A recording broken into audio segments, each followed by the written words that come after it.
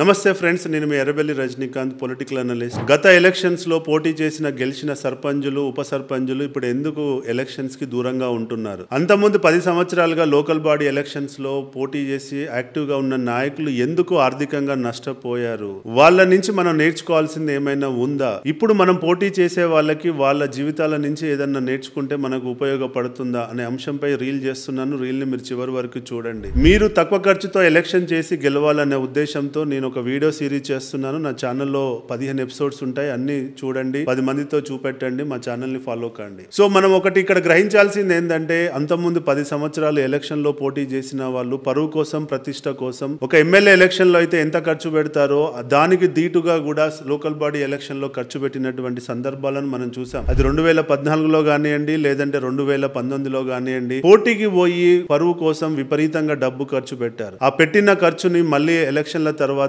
గెలిచిన తర్వాత తీసుకురావడం కోసం, దాన్ని సంపాదించడం కోసం వాళ్ళు చేయని తప్పులు లేదు. వాళ్ళు ఎన్నో కాంట్రాక్టు పనులు చేశారు. కానీ ఆ కాంట్రాక్టు పనుల నుంచి వచ్చిన డబ్బులతో అప్పులు కట్టుకుందామంటే ఆ కాంట్రాక్టు పనులకు కూడా బిల్లులు సరిగా రాకపోవడం, వచ్చిన బిల్లుల్లో నాణ్యత లేదు అని చెప్పి అధికారులు కమిషన్లు తీసుకోవడం వల్ల కూడా వాళ్ళు చేసిన వర్క్ల కోసం అప్పులు చేసి ఆ ఇంట్రెస్ట్లు కట్టుకోలేక ఎంతో ఆర్థికంగా నష్టపోయి ఉన్నారు. కాబట్టి ఒక లోకల్ బాడీలో ఒక లీడర్ 10 సంవత్సరాలు పనిచేసిన తర్వాత వాళ్ళ కుటుంబం నాశనం అయిపోతుంది, రోడ్డున పడుతుంది అన్నది మీరందరూ గ్రహించాలి. ఎందుకంటే ఇవాళ ఊర్లలో డబ్బు సంపాదించడం చాలా కష్టంగా ఉంది. మీరు తొందరపడి మీ ఖర్చులు పెంచుకొని అప్పులు చేసుకొని ఎలక్షన్లు చేయొద్దు. వాళ్ళ జీవితంలో నుంచి మీరు ఎంతో కొంత నేర్చుకొని మీ ఎలక్షన్ ని కూడా మీరు ప్లాన్ చేసుకుంటారని చెప్పి నేను ఆశిస్తున్నా. కాబట్టి వాళ్ళ లెక్క మీరు కావద్దు అనే ఉద్దేశంతో రీల్ చేస్తున్నా. ఇంకా వివరాలు కావాలంటే రజనీకాంత్ జనపక్షం యూట్యూబ్ ఛానల్లో చాలా వీడియోలు ఉన్నాయి, చూడండి. జై హింద్.